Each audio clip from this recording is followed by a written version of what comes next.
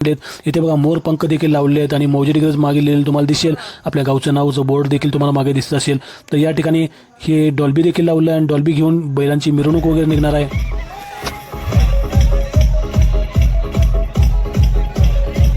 गावातील ही काही हौशी मुलं आहेत त्यांनी बैलांसाठी साऊंड देखील लावलेला आहे. मौजे डिग्रज आणि कसबे डिग्रज या दोन गावांना जोडणाऱ्या पुलावर आपण आलोय. मग आता पुलावर आलोय म्हणजे आपण जात असणार कसबे डिग्रजला. तर नक्कीच मित्रांनो आपण पुलावरून कसबे डिग्रजला जातोय.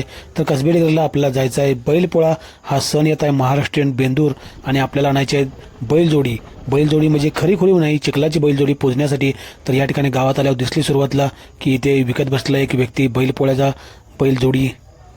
आपण सुरुवातीला आपल्या गावात पाहिलं पण आपल्या गावात कुठे दिसत नाहीत. मग पलीकडलं गाव जरा मोठं आहे कसबे डिग्रज. मग पलीकडल्या गावात आलो तर दोन ठिकाणी बसले होते.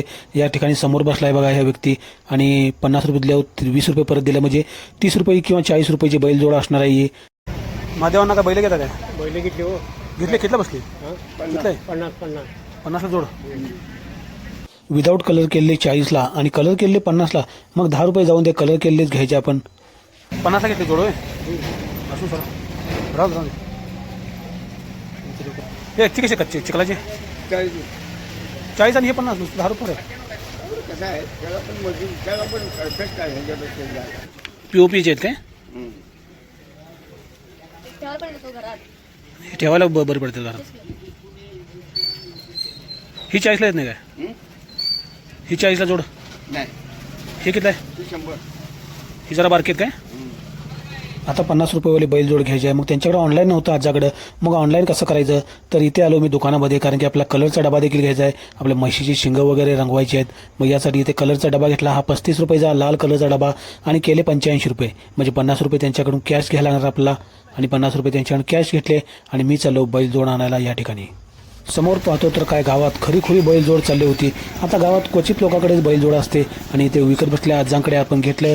आता जायचं तर 50 रुपये घेतले त्यांच्याकडून कॅशमध्ये आणि आता आजाला आपण देणार. आणि बैलजोड इथं आजानं पॅकच करून ठेवले होते बैल. त्यांना माहीत होतं की आपण घेणारच आहे. मग आजा इथं पॅक करून ठेवलेलं बैलजोड आपल्याला दिली आणि आजांना दिलेले 50 रुपये आजाने घेतले आणि बिजारीच्या खिशात टाकले.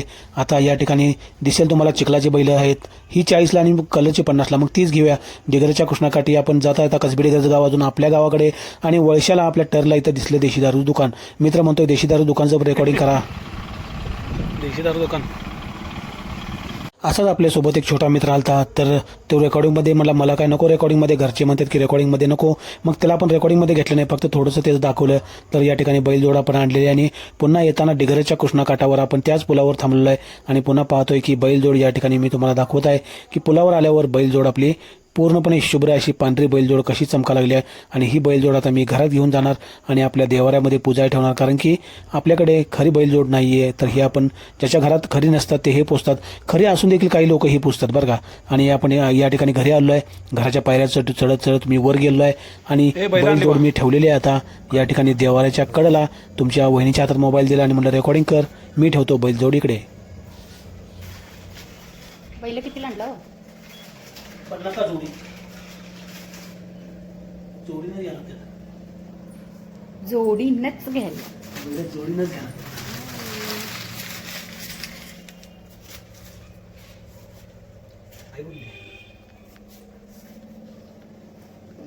कलरच बांधलाय. आता आपल्याकडे पांढरी शुभ्र बैल नाहीत पण काळ्या म्हशी मात्र नक्की आहेत आपल्याकडे. पण बैल आपण घेतले ती मात्र आपली मातीची चिखलाची रंगवलेली बैल आता घरात आहेत. आणि सकाळपारी पाहतो तर काळ्या म्हशीवर पांढरा साबण लावून भावाने अतिशय म्हशीला असं पूर्णपणे धुतलेलं आहे आणि एक रेडी शांत पडून राहायला लागल्या की शांत पडते की अंगावर पाणी मारलं किंवा साबण लावलं की लावा म्हणते. किती पण साबण लावा, आंघोळ करायला तिला मजा वाटते. जनावरं कोणतेही असून दे त्याला पाण्यामध्ये आंघोळ करायला मजाच वाटते. काय वैशिष्ट्य कोणाटाव. आणि या ठिकाणी आमची आई मी सकाळी लवकर उठून आलेलो आहे. भाऊ जनावरांमध्ये गोट्यामध्ये जनावरं धुवत आहे आणि मी देखील आता धुवायचा प्रयत्न करणार आहे, कारण की मी देखील आलेलो आहे. ब्लॉगर आहे म्हटल्यावर मला देखील जनावरांची सेवा करायला पाहिजे. कारण की आज महाराष्ट्रीयन बेंदूर सण आहे म्हटल्यावर मी देखील काळ्या म्हशींना पांढरा साबण लावून जरा चकचकीत आणली.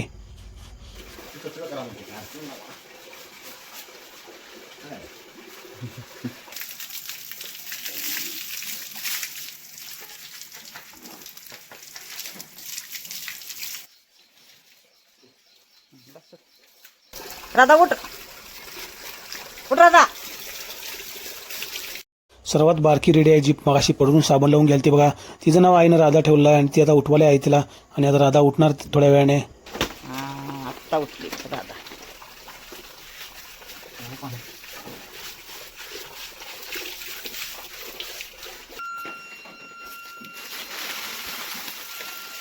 बरोबर 6:30 वाजले, कारण की मागे भोंग्याचा आवाज आला. तर त्या भोंग्याचा अर्थ असा होतो की 6:30 वाजले आणि 7:30 ते 9:30 पर्यंत दूध घालायला टायमिंग असते. त्यामुळे भोंगा. आणि सकाळी गजरेवाला देखील आला आहे लवकर. आज बेंदूर म्हणून गजरा आणले. बेंदूर सण आहे म्हणून गजरेवाला हा लवकर आलेला आहे. आणि स्त्रिया जसं केसामध्ये गजरा घालतात तसं जनावरांना आपण हे दोरे बांधायचे, नवीन कंडे आणि नवीन दोरे बांधायचे. का तर बेंदूर सण असल्यामुळे नवीन सर्वजण त्याला बांधावं लागतं वर्षातून एकदा. आणि त्याचे टोक मात्र आम्ही जाड असं जाळावर ठेवून वितळून घेतलं, कारण की टोक पुन्हा जास्त फुलाय नको म्हणून, कारण की दोरा परत सुटत जातो. आता गोट्यामध्ये कोण कोण आहे? मी, भाऊ आणि आमचा छोटा मुलगा अवनीश, असं तिघजण मिळून आम्ही गोट्यामध्ये आलेलो आहे जनावरांना कंडे बांधायला, दोरे बांधायला. या ठिकाणी दोरे चेंज केले, जुने दोरे काढून टाकले. दरवर्षी नवीन दोरे घालावे लागतात. तर या वर्षीचे नवीन दोरे बांधलेले आहेत आणि जुन्या वर्षी मागल्या वर्षीचे काढून टाकलेले आहेत. आणि या ठिकाणी नवीन त्याला कासरा म्हटला जातोय. दोरा म्हणजे कासरा. आता कासरा बांधलेला आहे आपण जनावरांना नवीन. आता नवीन दोरे बांधून झाल्यानंतर वेळ आहे त्यांची शिंगे रंगवण्याची. काल आपण आणला होता, जी डबी आणली होती त्या डबीमध्ये वार्निश म्हणलं जातं याला, कलर किंवा वार्निश. आणि वार्निशनं यांची शिंगं रंगवायची आहेत. भावाने एका म्हशीचं रंगवला, मी एका म्हशीचे रंगवले मधल्या म्हशीचे, आणि एका छोट्या म्हशीचं म्हणजे राधाचं हे जे आहे शिंगा आहेत ते आपला मुलगा अवनीशमुळे थोडं रंगवल्यानंतर त्यानं फक्त नुसतं सॅम्पलसाठी थोडं रंगवलं आणि पुन्हा मग आपण पूर्णपणे रंगवून टाकलं. हे बघा अवनीशनं राधाही शिंग रंगवा घेतला आहे आणि थोडं करून त्यानं कलर लावलेला आहे. त्याचं झाल्यानंतर आपण पुन्हा पूर्णपणे रंगवून टाकलं त्याचं शिंग. ज्यांच्या घरात जनावरं आहेत ती मुलं मात्र लहान आश्चर्याने बघायला यायची. जसा हा भैया आलाय की काय करलेत जनावरांना शिंग वगैरे रंगवत आहेत. तर या ठिकाणी आता जनावरांची शिंग रंगवून झाली आहेत, पूर्णपणे लाल मिरचीवाणी शिंग रंगवून झाली आहेत. आणि जनावरांची शिंग रंगवून झाल्यानंतर पुन्हा जो कलर शिल्लक राहिला तो हौदाचा टोपण, म्हणजे हौदाचं लोखंडी टोपण आहे आपल्या, तर त्या हौदाचं लोखंडी टोपण रंगवा घेतलं आपल्या भावाने. कारण की शिल्लक राहिला कलर टाकून देण्यापेक्षा तो उपयोगात आणला जातो, कुठल्याच संपवून कारण की एकदा उघडल्यानंतर संपवावा लागतो. पुन्हा थोड्या वेळाने नैवेद्याला. तर आज बैलपोळा हा सण असल्यामुळे आपण बैल नसल्यामुळे आपल्याकडे जनावरच आहेत, आपल्याकडे म्हशीच आहेत. मग म्हशींचा आपण सण साजरा करणार आहे. मग भावाने या ठिकाणी त्यांना हळदी कुंकू लावले. हळदी कुंकू प्रत्येक म्हशीला लावले आणि हळदी कुंकू लावून झाल्यानंतर या ठिकाणी मी आता लगेच त्यांना घेतला पोळी घालण्यासाठी. प्रत्येकाला पुरणपोळीचा नैवेद्य दाखवायचा आहे. भावाने पायाला देखील लावले हळदी कुंकू आणि मी देखील पायाला लावणार होतो, पण भाऊ म्हणतात तूच लावा आणि तू नारळ सोल. तोपर्यंत मी काय करतो, मी या सगळ्यांना नैवेद्य खायला देतो. मग या ठिकाणी पुरणपोळीचा नैवेद्य मी जनावरांना खायला दिलेला आहे. आज एक दिवस असं असतं की त्यांना सेवा करावी लागते. आपण बैल जर असतील तर बैलांना आज झोपत नाहीत, म्हणजे शेताची कुठलीही कामं लावत नाहीत. पण म्हशी असल्यामुळे म्हशीला आपण काय तसं काही करू शकत नाही. धार तर संध्याकाळी त्याची काढावीच लागेल. धार आपण त्याची काढतो. आणि दुसरीला देखील मी ही जनावरांना पोळी दिली आहे खायला.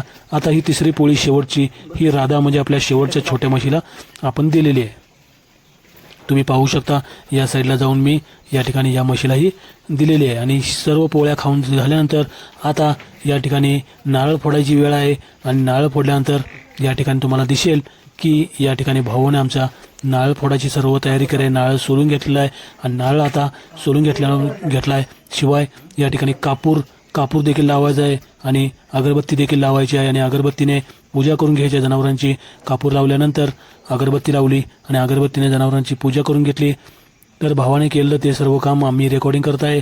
आणि या ठिकाणी जनावरांना आपण कृतज्ञता व्यक्त करायची आहे. वर्षातून एक दिवस तेवढा पूर्णपणे भक्तिभावाने आपण त्यांच्यासाठी सेवा करतो, सेवेसाठी अर्पण करतो.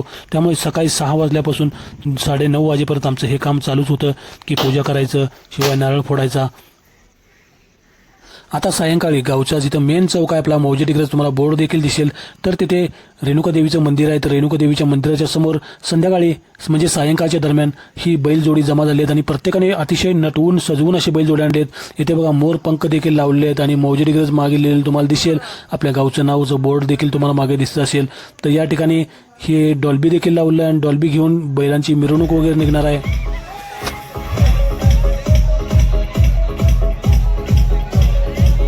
गावातील ही काही हौशी मुलं आहेत, त्यांनी बैलांसाठी साऊंड देखील लावलेला आहे.